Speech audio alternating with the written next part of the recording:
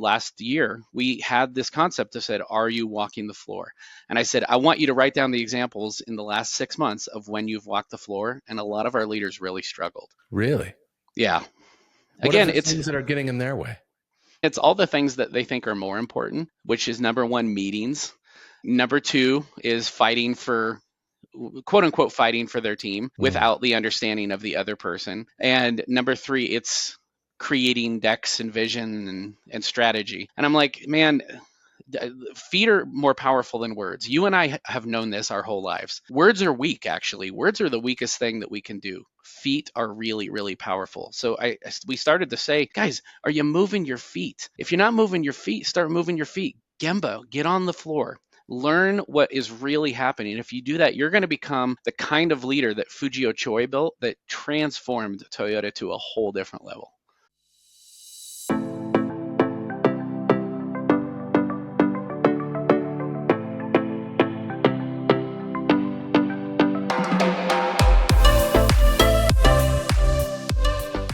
Welcome to the How to Not Execute Your Strategy podcast.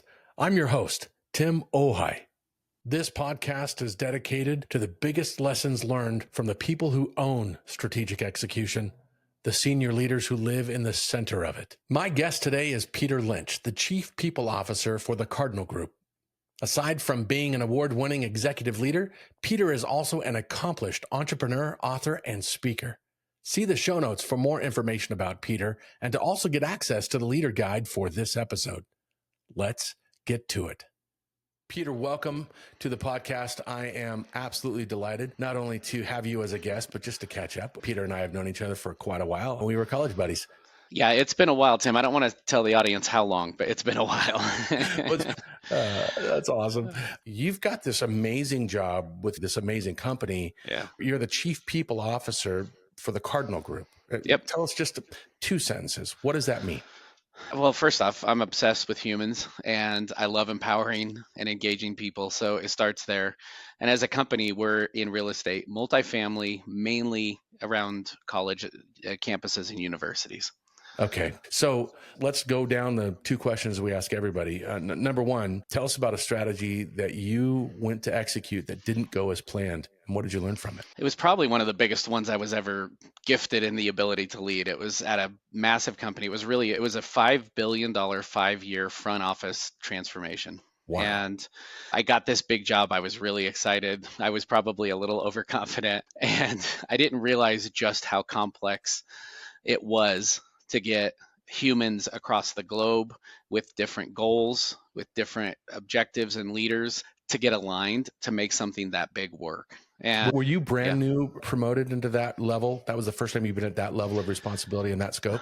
Yeah, I was a VP. This was my second VP role, but this was a role called VP of Enterprise Change Process. So this was really the first time that I was the person tasked with making sure that this massive transformation worked from a people side. Wow. There was all these business owners, but I was the one who had to get the whole ship moving in the same direction. That's cool. All right, so let's go back to the story. Yeah. You're promoted. You didn't realize how complex it was going to be. What was your first sign that things were not as you had hoped? I've always been a guy who is a great storyteller, and I get people aligned to ideas by telling them stories. And this goes way back to when I was in high school. Like whether I had ADHD or ADD, I struggled to learn. I always tell my friends, I had friends who graduated college summa cum laude, magna cum laude. I graduated, thank the Lottie. Right. And so I had to learn how to create stories in my head so I could remember concepts.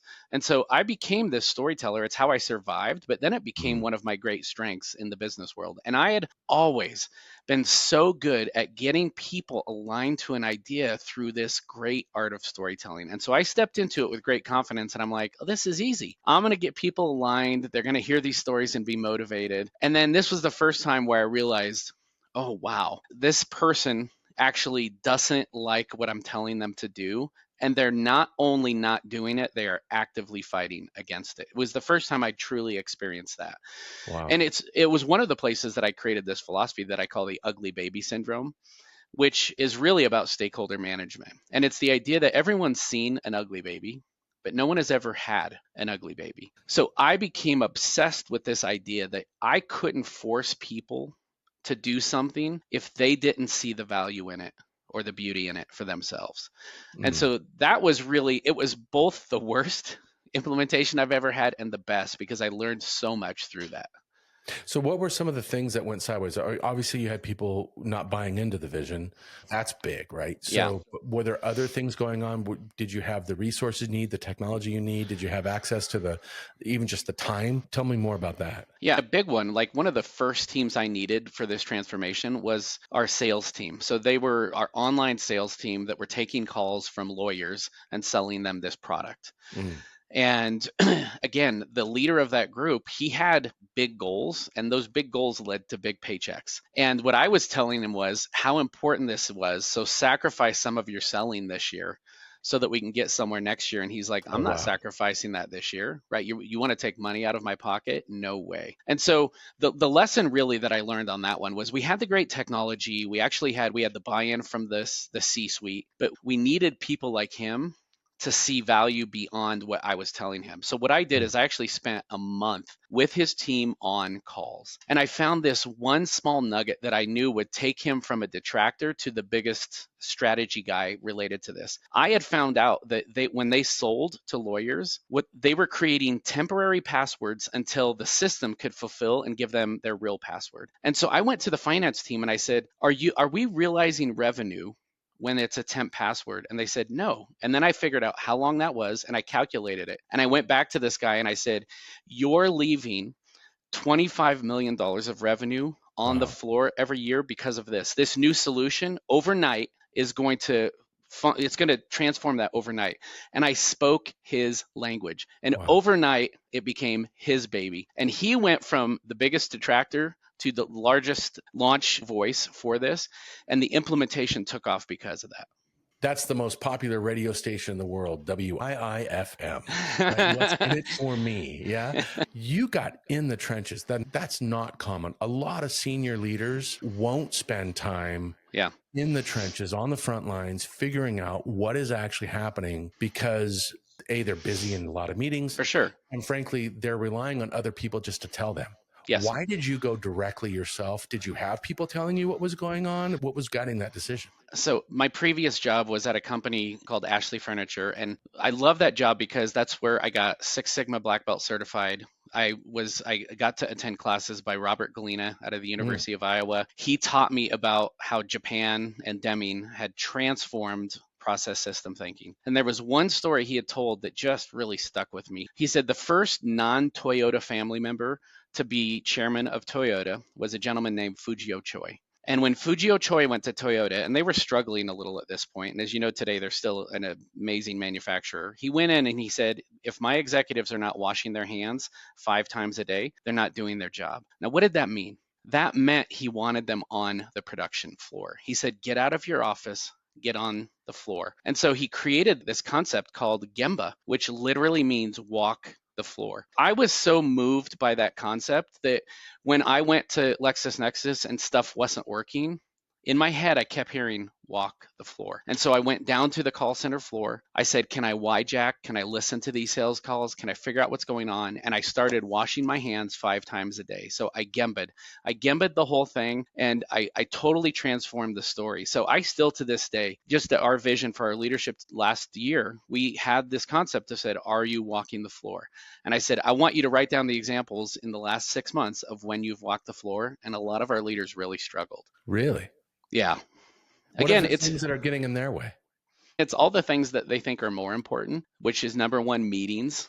Number 2 is fighting for, quote unquote, fighting for their team without the understanding of the other person. And number 3, it's creating decks and vision and strategy. And I'm like, man, feet are more powerful than words. You and I have known this our whole lives. Words are weak, actually. Words are the weakest thing that we can do. Feet are really, really powerful. So we started to say, guys, are you moving your feet? If you're not moving your feet, start moving your feet. Gemba, get on the floor. Learn what is really happening. If you do that, you're going to become the kind of leader that Fujio Choi built that transformed Toyota to a whole different level. So you really have to commit to getting your hands dirty, but you have to also make sure you're getting insight. Do you do anything to teach leaders how to get that insight or what to look for? Is that part of your formula now as you look back on how you do things when you're trying to, well, let's just call it develop and grow that bench strength? Yeah, for sure. And number one, I always say is ask great questions of the people who are always on the floor. That's number one. And so I remember when I was jacking, I didn't necessarily come up with that insight by myself. I was sitting there and I said, "What's the thing that's most annoying to you about this process?" He said, "It's like 3 extra steps because I have to create this temporary username and password." And I was like, that's interesting. Tell me about that. And he started telling me. So you got to ask great questions of the people who are doing the work. Number one. Number two is you've got to be humble. Like, Tim, you and I know this. Like, you rise to the level of being a top leader for a very specific reason, because you're type A, you're a hard worker, you have epic confidence and belief, you are a nonstop learner. Like, you do a lot of hard things. And that is both beautiful and sad. Because if you can't get out of your own way, you will never see a truth that might be right in front of you. So you have to step onto the floor with this concept. There is something here I don't know that would fundamentally transform my thinking. So I've got to be open to that. Wow. So there's be curious, be humble. You can teach curiosity. Can you teach humility? Man, that's a really good question. I don't know if I'll ever have the answer to that, but I believe that you can, and I will never stop trying to do that. And I think by trying to, or never stop trying, I'm showcasing that it's possible. And that might get somebody else to say, let me try to step into that. Yeah. Yeah. Maybe it's the same thing. So, people will say, you can't teach curiosity. Either you are or you aren't. Well, you actually can help people identify the barriers to their curiosity, because everybody's born curious. We That's learn right. things that get in that way. I got to wonder if that's the same approach to humility, that there's things that are just getting in the way, that if Yeah. you could teach people, they're not born arrogant. No. They're not born with the inability to open up their aperture. Maybe it's the same thing. What do you think? Yeah, I do. And there's two things I did when I was really starting to step into my speaking and wanted to learn how to become a great speaker. My kids were in grade school, and I volunteered every year to speak at my kids' grade school. Why? Because that's the hardest room in the world to speak in front of. If you can speak there, you can speak anywhere. I mean, they're out of control. And it was such an amazing thing. But one day I challenged them all and I said, everybody pull out a piece of paper. I said, pair up and you're going to draw a picture of your neighbor. They each drew a picture. And then I said, now you're going to show it to them and explain it. And these kids were so excited. And when they're explaining, they're like, and I drew this, and here's why I did this, and this is you. And then I thought, this seems different than when we get older. So I went to a conference in Chicago. It was a marketing conference, 100 people in the room. I said, break into groups. You're going to draw pictures of each other. You're going to show each other and describe. And the first words that every person in the room said before they described their picture, any guess what it was? Oh, no. I'm really sorry. Oh, God. I'm really sorry. I'm not an artist. This looks awful. They were apologizing for what they had drawn. Guess what the kids never did? They never apologized. They were living in their creativity. They were living in the decisions that they made. And as we get older, for some reason, we let this idea that I'm not perfect, so I'm going to hide it, right? I'm going to cover it up and I'm going to gloss it instead of just living in the truth. And I think that's one of the biggest reasons why we struggle to be humble, is because we feel like there's this, as we get older, we should actually be getting quote unquote better. But that better is based on what we've seen on social media and what other people told us we should be, as opposed to the brilliance and the beauty that is the drawing that I did. That's so good. That's so good. We easily could have go way longer than 30 minutes on this conversation. I want to go back to a concept, go back to that strategy story. Yeah. And there's one thing I want to pull out of that. What you were selling was transformation. Yeah. And you saw it as good, you saw it as positive, and actually as a way to lift all boats. What was heard was you were selling disruption. Yeah. You were going to mess up people's lives, their paychecks. Yeah. And that's a key principle when I'm talking to clients. I'm like, look, when you use the word transformation, it requires disruption. That's what transformation. If you're not doing any disruption, you're just optimizing, and optimizing has a place, but it's not the same. Yeah. When you were going to folks and sharing this vision, did you pivot how you sold the transformation as disruptive, or did you find the reward for embracing the disruption, and that became your pivot point. Hey, if you're enjoying this conversation, I want to encourage you to go to timohai.com/blog now and get the leader guide. It's an awesome way to allow me to both coach you personally through deeper reflection and to also open up the dialogue with your team. All right, back to the interview.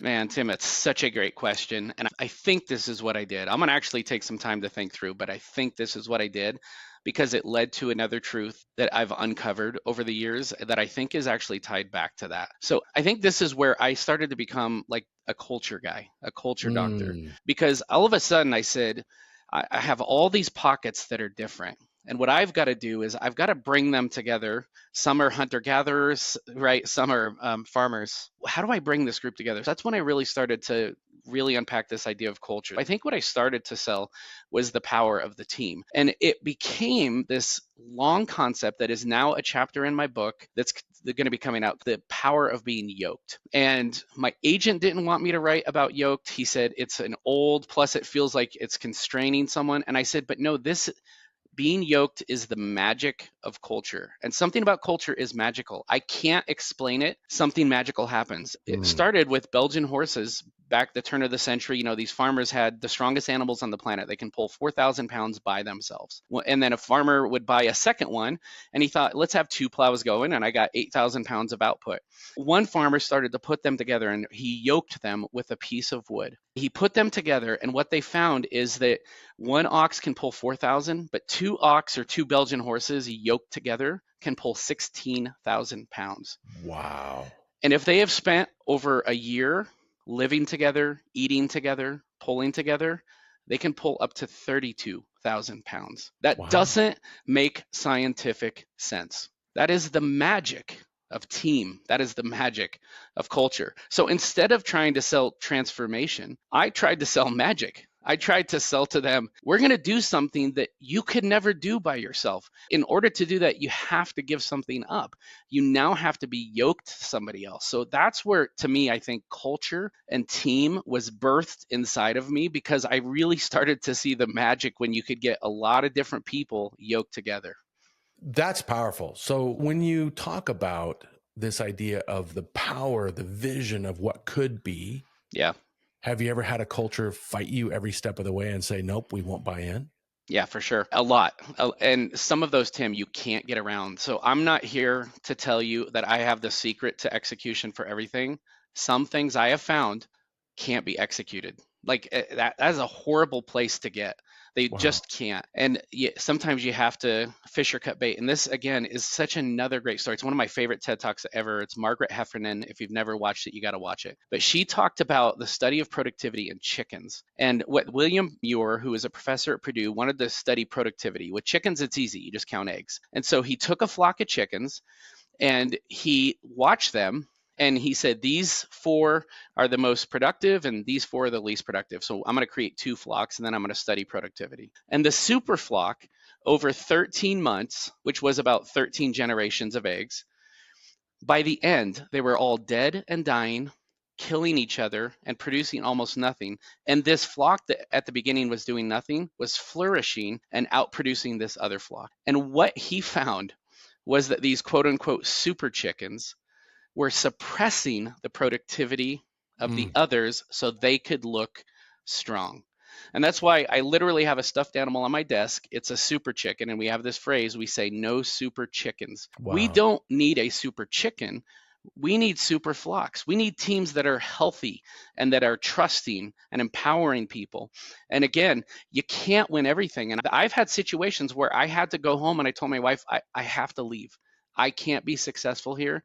This is not an environment where we're going to execute because there's some a-hole chickens that are suppressing the production, and I don't think I can overcome that. That's so big. This is the natural segue into the second half of the interview with the idea of what are 2 to 3 qualities everybody needs to have. And Superflock, I'm going to call it Superflock, is one of those qualities. If you want to be an organization or a team that can execute really, really well, there has to be no super chickens. That's right. And yet at the same time, I know you enough to know you are a huge fan of individual gifts, of individual talent and individual contribution. right? So how do you balance that? What do you teach? Because now we're back to curiosity and humility to a Yeah. degree, right? Yeah. So the difference between that is talented people versus a-hole chickens. A-hole chickens, they don't lift you up in rooms that you're not in. They can still be talented, but they are tearing you down when you're not in the room with them. That is the Mm, biggest difference. I always say, I want to be the biggest super fan of those around me. That I am the one clapping when they get a victory. I'm the one standing up when they score a touchdown. That's the kind of teammate I want to be. Why? Because that's the kind of teammate I want. And mm. so that when we talk about what do you need to be, I think you need to be a super fan. I think you need to not be a super chicken. And I think you need to be curious and humble. If you are those things, you can build a team that yokes itself together and takes its output from the potential of 8,000 to 32,000 pounds. That's amazing and beautiful. The experiences I've had, positively and negatively, only reinforce what you're saying. I Yeah, know when I've been a part of a really amazing team, it's because everybody really was pulling together. And there was a sense of, if you faltered, you had zero fear because you knew somebody would step in and keep things that's right. moving. Right. And if something was causing the whole team to falter, you would just have to learn from it because life just has that. And at the That's right. same time, when it's not working, you throw something out, people are constantly cutting off your idea, saying it'll never Yeah. work. Or the worst that I ever see is, well, we tried that before and it didn't work. I go, but yeah, but how long ago was that? Hmm. How many Yeah. years is it possible? The seasons Yeah. have changed, that Yeah. we've got different people, we've got a different market, we've got different customers. Maybe we could do it now. When, Yeah. when you now work with your leaders on these concepts, what are the obstacles for them? Is it stuff we've already talked about, or is there anything else that comes to mind when you think about, you have a young up and coming potential leader who's just not getting it? What do you do? So, one of the things I really teach is if you're a giver, if you're that kind of a leader, you have to learn to set boundaries. Why? Because takers never will. So, Mm, you actually have to do the thing that feels like the antithesis of you because the other side of that coin will always be doing that. mm, So, you have to have a standard. You have to have a standard that you're going to set and you're going to live up to. You have to be humble and willing to apologize if you fail that standard. And you have to be willing to call people out. That call out is this is in the book what I call likable. This is which I hate that word. I didn't want that chapter to be called likable because it felt soft and weak. But then one day I did what I think was one of the most likable things. And it was so powerful. I was brought into this company. They had bought three companies and they were merging together. And the CEO, he said, these are three distinct cultures. I need you to help us build one culture. And I said, this is going to lead to really hard conversations. And you got to be comfortable that I'm going to have conversations that you probably don't want me to have. And he's like, I want to do it. And so one of those conversations was with the head of sales. This guy was 58. He was generating hundreds of millions a year. He was making millions himself. Everyone in the industry knew him, but he was an awful human being. And so one day I had to have a conversation and I invited him because I watched Jerry Maguire and I know if you're going to have a conversation like this, have it with witnesses around you. So I invited him to Starbucks across the street from the corporate headquarters and we sat down and I said, listen, you're a huge a-hole. And I could just feel the anger seething. And I said, but give me a second. I said, so we got two paths and I'm going to let you choose. Path one is you exit the company. We'll severance you. Path two is you stay, but you have to work with me and I'm going to do hard work with you. I said, because I've seen glimpses of greatness in you and I think you've never even touched it. And this guy, the 58-year-old guy across the street from the corporate headquarters, started to bawl. He started to cry in the Starbucks with team members all around. And he looked at me and he said, my team hates me, my family hates me, and I hate myself. wow. And I'll never forget what he said as we're walking out. He said, why has nobody ever said this to me before? You got to be willing to have courageous conversations because there are people who are ready and willing to receive it and need it. He became one of the best leaders I've ever met. So that was 9 years ago. About 6 months ago, I ran into him at Ocean Prime here locally. He's 67 now. He came up to me. He gave me the biggest hug. Wow. He said, I thought I was going to be retired at 62. He said, I am never quitting. I'm having the time of my life. So I always tell my team, I'm going to model courageous conversations for you. You've got to be willing to do that too. Why? Because this organization needs you to do that. If you're the right kind of person, you got to have the hard conversation. And don't think that that's being mean. That's actually the most likable thing you could ever do. I got a good buddy who's a cop, and he uses the word kind. Yeah. He says, as a police officer, the reputation out there that you're fighting against, the bad behavior out there that you're fighting against that other cops do, he says, I have to be kind. It doesn't mean I'm always going to be the nice guy. Yeah. But I've always got to be kind. That's what you mean by likable. Same 100%. thing, right? Same thing. That's right. Yeah. And again, kind is not weak. No. Kind is probably one of the hardest things. Likable is not weak. It's super hard. That guy was 58. He wished somebody would have had that conversation with him 20 years ago. Why didn't? Because everybody said, well, I'm not going to be that weak person. Are you kidding? That is so strong. That's good. That's really good, Peter. So we've gone right around the horn in a beautiful way. We've talked everything from when your strategy is transformative, you need to understand it's disruptive. You need to find out what people will buy into from their perspective, not yours. You then moved into the idea of how do you make sure that your own leaders that you're working with to get the strategy out the door and brought to life are operating with curiosity and humility and likability, and how they're using those things not just as a way to get the job done, but actually injecting that into their leadership style, into their leadership DNA. So it becomes literally how they're walking the floor. You've talked about the need to walk the floor, get your hands dirty, Gemba, and constantly making sure that you're not so distant from what's really happening that you can't see your own insights. And then he talked about what I think is probably something I'm literally going to walk away from this conversation and just think about over and over, is this idea of being yoked, this idea of superflux and pulling people together, because the exponential impact is beyond comprehension. It's so big. And that says to me, there's a lot of organizations out there that don't even touch this because they all have good business ideas. Yeah. They all have good people, but they can't bring it together. And because of it, they're struggling. That's right. Peter, any final thoughts you want to throw out there for folks before we say goodbye? The last thing I would say is something, as we get older, I think this becomes more relevant to us. It's this idea that a lot of times when we're executing a strategy, we are trying to constantly learn in the moment. This is a concept I brought into the book that just really resonated with me one day. It's like, we don't learn from wounds. We actually learn from scars. And sometimes what we're doing is in the moment we get cut and we're trying to learn immediately. And there might not be a lesson yet to be learned there, nor is it the right time. So for young leaders, I would just challenge to say, don't always try to learn in the moment, but be willing to invest the time to learn over a period of time as you build that scar. Because what you're going to find is as you look back, you see things different, there's less emotion involved, and that scar could teach you so much more than that wound. That's beautiful. Thank you, Peter. Thank you so much. Great to have you on the show, man. It's great to see your face again. Likewise, brother. Great to see you. I hope you enjoyed that episode and have some solid takeaways. Here are 3 that I want to highlight. 1, storytelling is a fantastic leadership skill, but it can become a weakness. Your team won't always believe the story you're telling, so you need a compelling reason for everyone to accept whatever disruption your strategy may create. 2, remember the Toyota hand washing principle. Get on the factory floor. You must spend time with the people who are executing the strategy to observe and listen to what they have to say. It will give you both valuable insights and a potential business case to drive further adoption. 3, don't be a super chicken. Being yoked together as a team releases exponential power.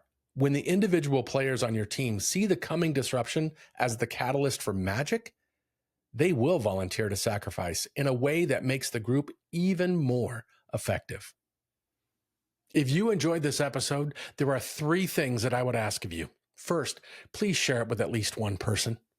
Second, hit those rating stars on whatever platform you downloaded this podcast. When you do that, it raises the visibility of what we are talking about to people just like you. Third, follow me on LinkedIn and Meta, especially on Instagram at Tim_Ohai. You'll get even more content that will both challenge and inspire you. Holomua. Onward and upward.